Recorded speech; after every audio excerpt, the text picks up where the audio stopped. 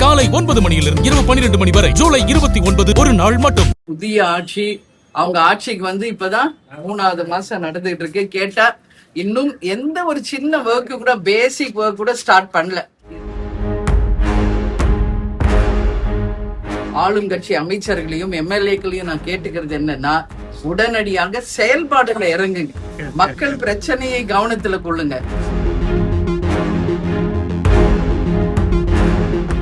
கடலூர் மாவட்டம் விருத்தாச்சலம் தொகுதிக்குட்பட்ட சாத்துக்கூடல் நேரடி நெல் கொள்முதல் நிலையத்தை சட்டமன்ற உறுப்பினர் பிரேமலதா பார்வையிட்டு ஆய்வு செய்தார்.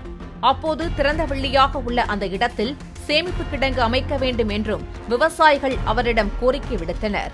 அதன் பிறகு செய்தியாளர்களிடம் பேசிய அவர், தற்போதைய ஆட்சியில் எந்த பணியும் நடைபெறவில்லை என்றும் தொகுதி வாரியாக ஆய்வு செய்து டெண்டர் அறிவித்து நிதியை விடுவித்தால் ஒவ்வொரு வேலையாக நடக்கும் என்றும் தெரிவித்தார். ஏன்னா இப்ப வந்திருக்கிற புதிய ஆட்சி அவங்க ஆட்சிக்கு வந்து இப்பதான் 3வது மாசம் நடந்துட்டு இருக்கு. கேட்டா இன்னும் எந்த ஒரு சின்ன ஒர்க்கு கூட பேசிக் ஒர்க் கூட ஸ்டார்ட் பண்ணல.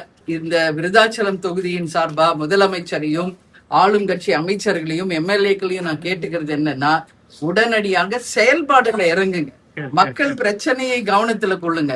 உடனடியா மக்களுக்கு என்ன தேவை இருக்கிறது என்பதை தொகுதி வாரியா ஆய்வு செய்து டெண்டர் கால் ஃபார் பண்ணி நீங்க ஒரு ஜிஓ பாஸ் பண்ணி அந்த ஃபண்ட்ஸ் கொஞ்சம் ரிலீஸ் பண்ணாதான் ஒவ்வொரு வேலையா இங்க நடக்கும். அதை முதல்வர் உடனடியாக கவனத்துல கொள்ளணும்.